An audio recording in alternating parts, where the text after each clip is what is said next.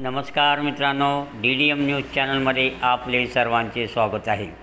फिर्यादीला धमकी देणे पडले महागात, मत्स्य अधिकारी गेला तुरुंगात।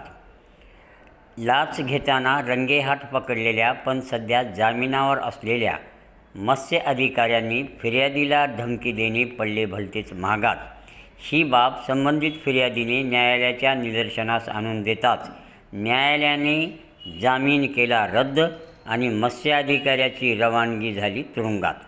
याविषयी मिळालेली अधिक माहिती अशी की साठवण तलावातील मत्स्य व्यवसायाचा ठेका देण्यासाठी शेतकऱ्याकडून लाच घेणाऱ्या सहाय्यक मत्स्य व्यवसाय अधिकाऱ्यावर लाचलुचपत विभागाने कारवाई केली होती। या प्रकरणाचा खटला सुरू असतानाच लाचलुचपत प्रकरणातील फिर्यादीला धमकावल्याने जामिनावर असलेल्या अधिकाऱ्याची रवानगी आता थेट कारागृहात करण्यात आली आहे। या संदर्भातला निकाल लातूर जिल्हा सत्र न्यायालयाने 22 सप्टेंबर रोजी दिला आहे। त्याच्याविषयी अधिक मिळालेली माहिती अशी की पशुसंवर्धन व मत्स्य विकास विभागात सहाय्यक मत्स्य व्यवसाय अधिकारी म्हणून बबन निवृत्ती नाडे वय वर्ष 50 हे कार्यरत आहेत।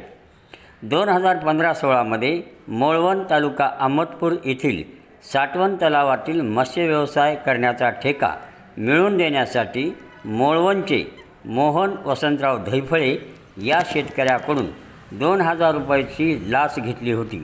त्यावेळी लाचलुचपत विभागाने अधिकारी नाडे यांना रंगेहात पकडले होते।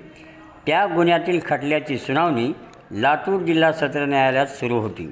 यामध्ये शेतकरी मोहन वसंतराव धैफळे हे फिर्यादी आहेत। कोर्टामध्ये माझ्या म्हणण्याप्रमाणे साक्ष दे अशी धमकी गुन्ह्यातील आरोपी बबन नाडे यांनी शेतकऱ्यास दिली होती। ही बाब मोहन धैफळे यांनी न्यायालयाच्या निदर्शनास आणून दिल्याने बबन नाडे यांचा जामीन तर रद्द झालाच, शिवाय त्यांची जिल्हा कारागृहात रवानगी करण्यात आली आहे। या प्रकरणात सरकारी वकील म्हणून सचिन चांबले हे काम करीत आहेत, तर कोर्ट पैरवी अधिकारी म्हणून पोलीस निरीक्षक अनवर मुजावर पोहेका भागवत कठोरे हे काम पाहत आहेत।